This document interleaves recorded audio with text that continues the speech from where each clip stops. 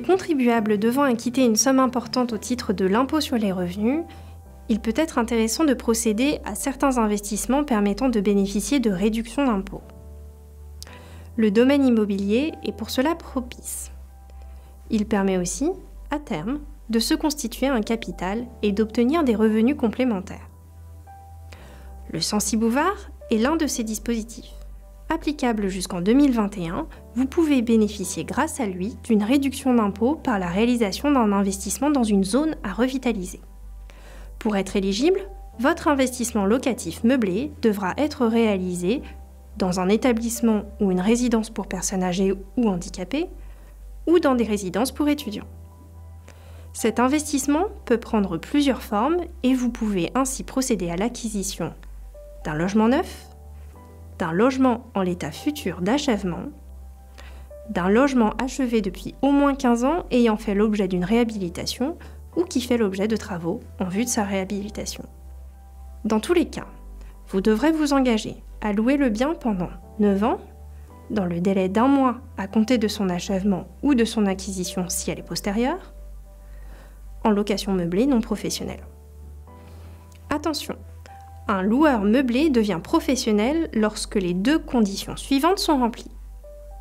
Ses recettes annuelles retirées de cette activité par l'ensemble des membres du foyer excèdent 23 000 € sur l'année civile. Et ces recettes excèdent les revenus du foyer fiscal soumis à l'impôt sur le revenu dans les catégories des traitements et salaires, des bénéfices industriels et commerciaux, des bénéfices agricoles et des bénéfices non commerciaux. Si tel n'est pas le cas, le loueur meublé est bien non professionnel. La réduction d'impôt sera égale à 11% du prix d'acquisition ou de revient du ou des logements concernés, dans la limite globale de 300 000 € au titre d'une même année d'imposition. L'avantage fiscal est réparti par parts égales sur les 9 années pendant lesquelles court l'engagement de location.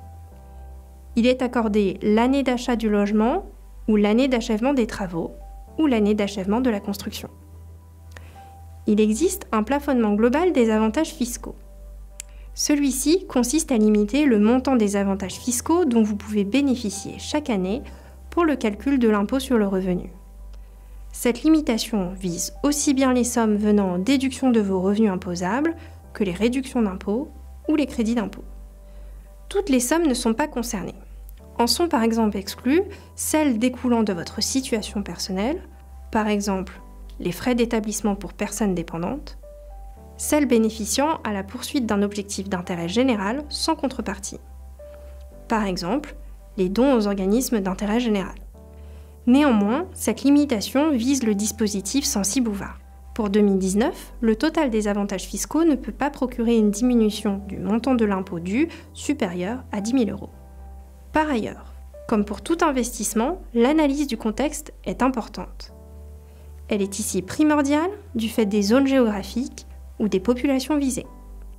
L'intérêt du bien sera apprécié sur la base du meilleur couple risque-rentabilité. En outre, veillez à ne pas surpayer un bien sous prétexte qu'un avantage fiscal existe.